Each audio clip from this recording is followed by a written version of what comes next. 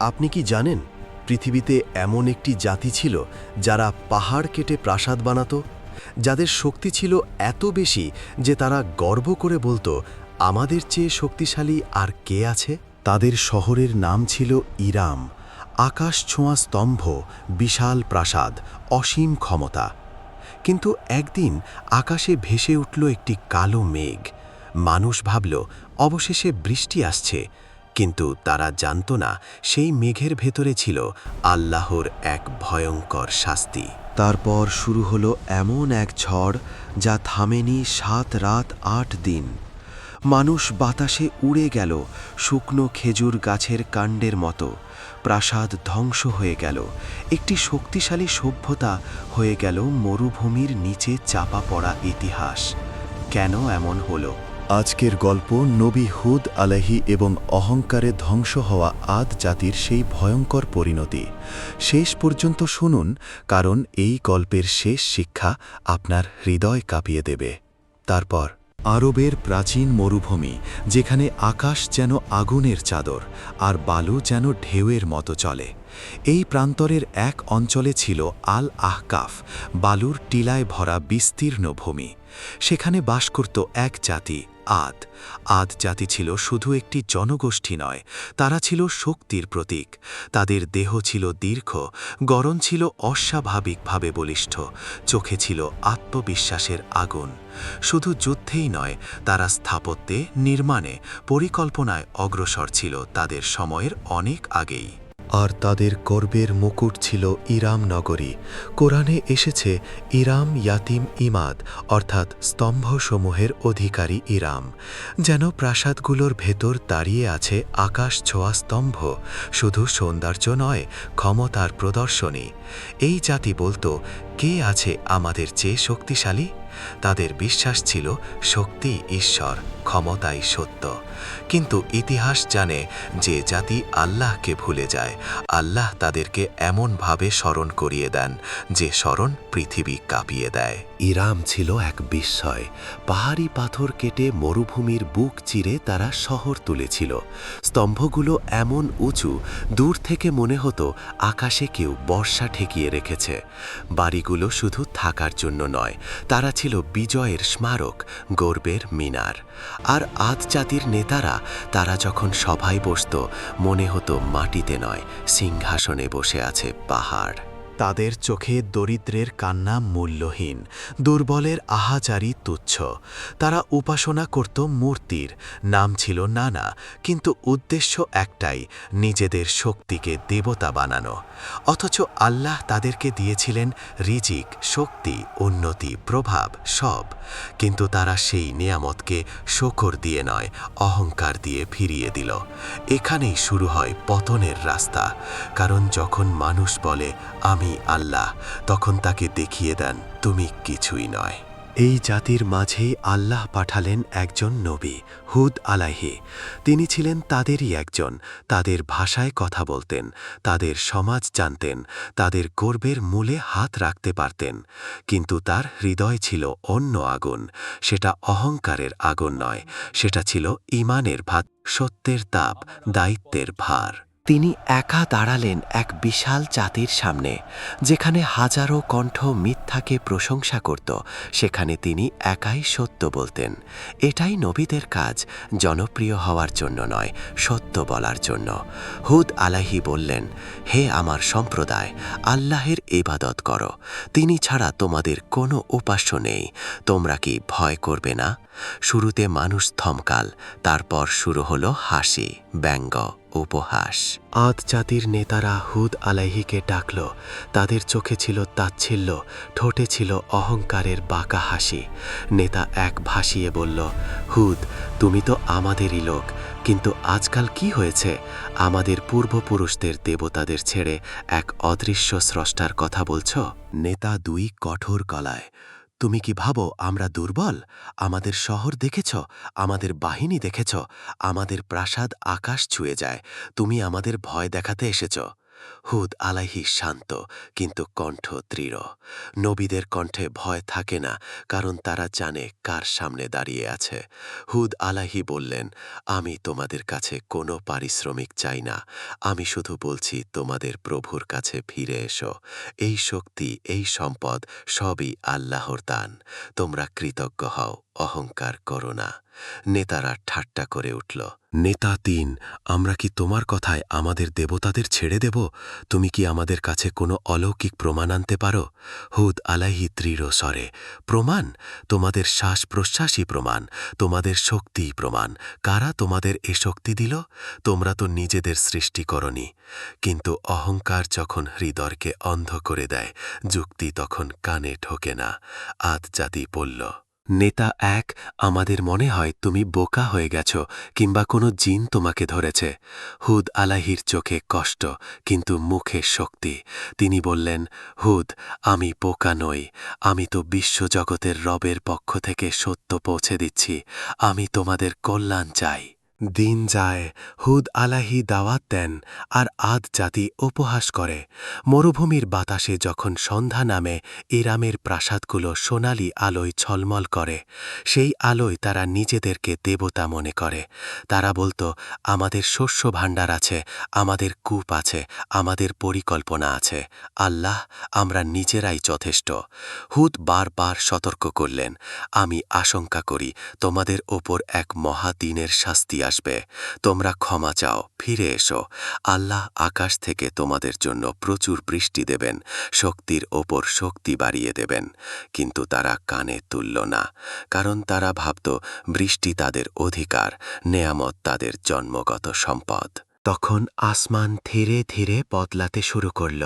শুরু হলো খরা, প্রথমে কম বৃষ্টি, তারপর দীর্ঘদিন আকাশ পরিষ্কার, কিন্তু রহমতের মেঘ নেই।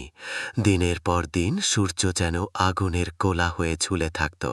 বালুর উপর পা রাখলেই মনে হতো কয়লার ওপর হাঁটছি। 1 বছর গেল, ফসল কমে গেল, পশুগুলো দুর্বল হয়ে পড়ল। 2 বছর গেল, কূপের পানির নিচে নেমে গেল, শিশুদের ঠোঁট শুকিয়ে গেল। মায়েরা তাকিয়ে থাকত আকাশের দিকে, কিন্তু আকাশ ছিল পাথরের মতো নীরব। 3 বছর, টানা 3 বছর, ইরামের সেই গর্বিত জাতি এখন পানির জন্য কাঁদে। সেই শক্তিশালী বাহু এখন মাটিতে বসা মাথা ধরে। আদ জাতির নেতারা সভা ডাকল। এইবার তাদের চোখে আগের হাসি নেই, কিন্তু অহংকার এখনও আছে। তারা বলল, নেতা 2, আমাদের দেবতারা রুষ্ট, আরও বড় কুরবানি দিতে হবে। আরেক নেতা বলল, নেতা 1, হুদকে থামাতে হবে, ওর শুনে কিছু লোক আলাদা হয়ে যাচ্ছে। কিন্তু সাধারণ মানুষ ক্ষুধার্ত, পিপাসার্থ। তারা প্রশ্ন করতে শুরু করল, আমাদের দেবতারা কোথায়? কেন বৃষ্টি নামছে না? এ সময় হুদ আলাইহি আবার তাড়ালেন, একবার নয়, বারবার। হুদ, এটা তোমাদের জন্য সতর্কবার্তা। তোমরা আল্লাহর কাছে ক্ষমা চাও, তার দিকে ফিরে এসো। তোমরা মূর্তির সামনে মাথা ঝোঁকাও, কিন্তু তারা তো পাথর। তারা কি আকাশ খুলতে পারে? কিন্তু অহংকার এমন এক নেশা, যে নেশায় মানুষ পিপাসায় মরেও স্বীকার করতে চায় না যে সে ভুল। তাফসিরের কিছু বর্ণনায় আসে, অবশেষে একদিন আকাশে দেখা গেল মেঘ। দূর আকাশের প্রান্তে 3টি মেঘ, একটি লাল, একটি সাদা আর একটি কালো। যে জাতি 3 বছর বৃষ্টির জন্য হাহাকার করেছে, তারা মেঘ দেখেই পাগলের মতো ছুটল। শিশুরা চিৎকার করল, বৃদ্ধেরা কাপা হাতে আকাশের দিকে তাকাল। নেতারা এক জায়গায় জড়ো হল। তাদের চোখে আনন্দ, কিন্তু ভেতরে এখনও সেই পুরনো অহংকার। দেখো, শেষ পর্যন্ত বৃষ্টি আসছে, আমরাই তো যোগ্য। তাদের মধ্যে আলোচনা শুরু হল। নেতা 1, লাল মেঘটা অদ্ভুত, আগুনের মতো, এটা চাই না। নেতা 2, সাদা মেঘটা ছোট, বেশি পানি দেবে না মনে হয়। তারপর তাদের চোখ গেল কালো মেঘের দিকে। কালো মেঘ ছিল বিশাল, যেন আকাশের এক অংশ নেমে এসেছে, দেখতে ভারী, ঘন, শক্তিশালী। নেতা 3, উচ্ছ্বাসে, কালো মেঘটাই নাও, এটা হবে প্রবল বৃষ্টি, আমাদের নদী ভরে যাবে, কূপ ভরে যাবে, শস্য ফিরে আসবে। অনেকে আনন্দে নাচতে শুরু করল। কেউ বলল, দেখেছ, আমাদের দেবতারা ফিরেছে। কিন্তু তারা জানত না যে কালো মেঘ তারা বেছে নিয়েছে সেটা বৃষ্টি নয়, সেটা ছিল শাস্তির দরজা। কোরআনের ভাষায় তারা বলেছিল, এ তো মেঘ, আমাদেরকে বৃষ্টি দেবে। কিন্তু উত্তর এসেছিল, না, বরং এটা সেই শাস্তি যা তোমরা তাড়াতাড়ি চেয়েছিলে, এক ঝড় যাতে রয়েছে কঠিন আযাব। কালো মেঘ এগিয়ে এলো, কিন্তু তার সাথে বৃষ্টির ঘ্রাণ এলো না। এলো ঠান্ডা ধারালো এক বাতাস, যা ত্বক কেটে নেয়। প্রথম দিন বাতাস উঠল, মানুষ বলল, ঝোড়ো হাওয়া আসুক, বৃষ্টি নামবে। দ্বিতীয় দিন বাতাস তীব্র হল, বারু উড়তে লাগল, চোখে মুখে ঢুকতে লাগল। শিশুরা কাঁদল, পশুগুলো ছুটোছুটি করল। তৃতীয় দিন হাওয়া আর শুধু হাওয়া রইল না, সে হয়ে উঠল এক অদৃশ্য দানব, যে দানব শহরের গলিতে ঢুকে চিৎকার করতে লাগল, দরজা ভাঙল, ছাদ কাঁপাল। চতুর্থ দিন ইরামের উঁচু স্তম্ভগুলো কাঁপতে লাগল। যে প্রাসাদগুলোকে তারা অবিনশ্বর ভাবত, তাদের দেয়ালে ফাটল ধরল।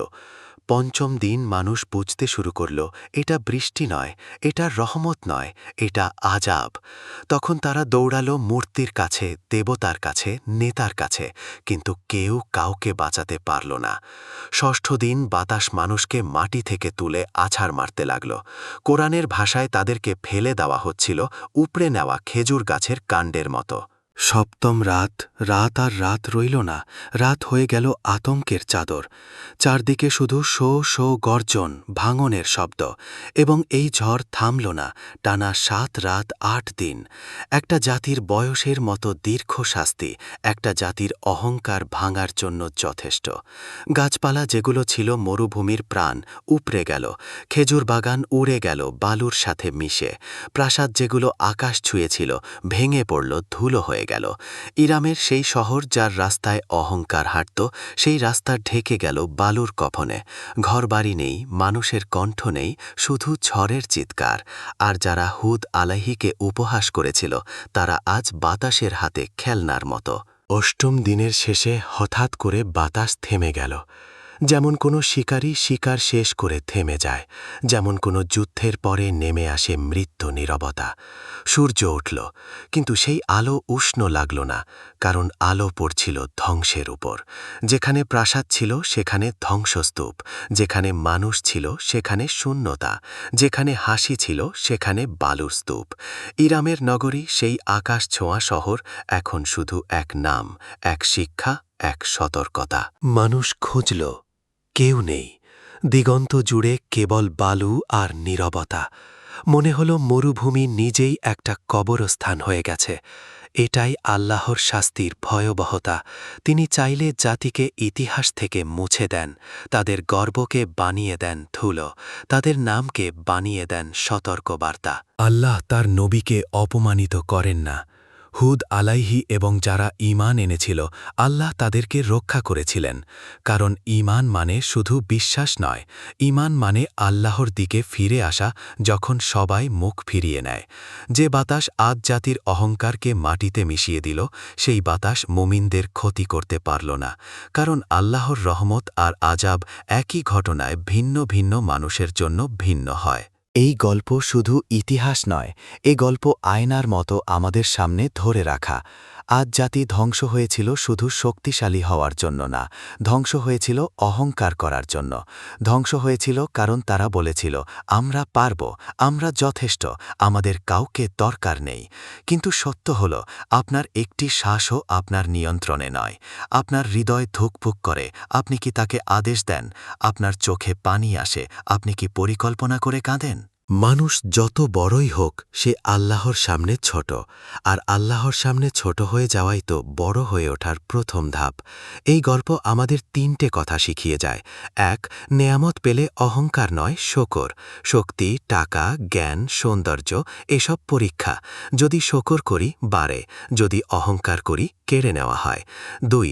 সত্যকে উপহাস করলে সত্য থেমে থাকে না, শাস্তি এগিয়ে আসে। আজ জাতি হুদ আলাইহিকে বলেছিল, তুমি বোকা, কিন্তু শেষ পর্যন্ত বোকা প্রমাণিত হল কে? যারা নিজেদের শক্তিকে চিরস্থায়ী ভেবেছিল। 3. আল্লাহ যখন ধরেন তখন প্রাসাদ, প্রযুক্তি, বাহিনী কিছুই কাজে আসে না। আজ আমাদের ইরাম হয়তো ভিন্ন, উঁচু বিল্ডিং, আধুনিক প্রযুক্তি, অর্থের পাহাড়, কিন্তু শিক্ষা একটাই, আল্লাহর অবাধ্যতায় কোনো নিরাপত্তা নেই। যদি আজ আপনার হৃদয়ে সামান্য অহংকার থাকে, ক্ষমতা নিয়ে, জ্ঞান নিয়ে, টাকা নিয়ে, এই গল্প মনে করুন, ইরামের উঁচু স্তম্ভ মনে করুন, আর মনে করুন একটা বাতাস, শুধু একটা বাতাস সব শেষ করে দিয়েছিল।